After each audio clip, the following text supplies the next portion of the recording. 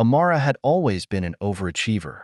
She graduated at the top of her class, landed a dream job at a top tech company, and was now leading a team on a major project. On paper, she was a success, but in her mind, she was a fraud.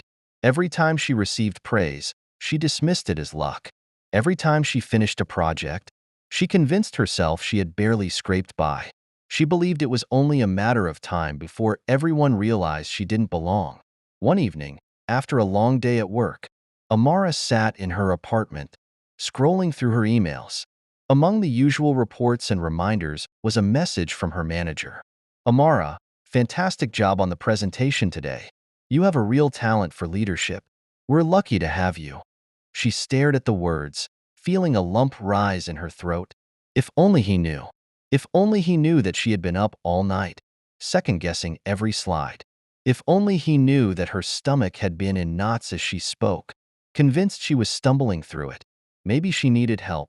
A few days later, Amara met up with her friend and mentor, Layla, at a small coffee shop. I feel like a fraud, Amara confessed, stirring her cappuccino. Like I don't actually know what I'm doing. And one day, everyone will find out. Layla nodded knowingly.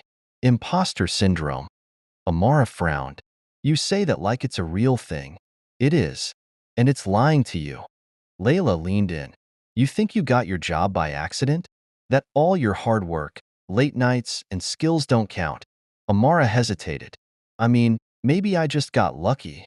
Layla shook her head. Luck didn't write your reports. Luck didn't make you stay late to perfect that presentation.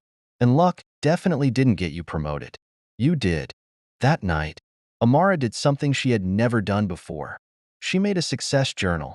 She wrote down every compliment, every achievement, and every time she had overcome a challenge. At first, it felt ridiculous, but as she flipped through pages of proof, something inside her shifted. Maybe she wasn't just fooling everyone. Maybe she actually deserved to be here. The next time self-doubt crept in, Amara challenged it. When she thought, I just got lucky, she reminded herself of all the effort she had put in.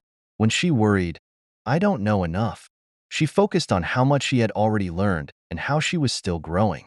When she wanted to stay silent in meetings, she forced herself to speak up, even if her voice shook. And with time, something amazing happened. She stopped waiting to be found out. She started believing that she belonged. Months later, Amara was standing in front of a packed conference room, leading a major presentation.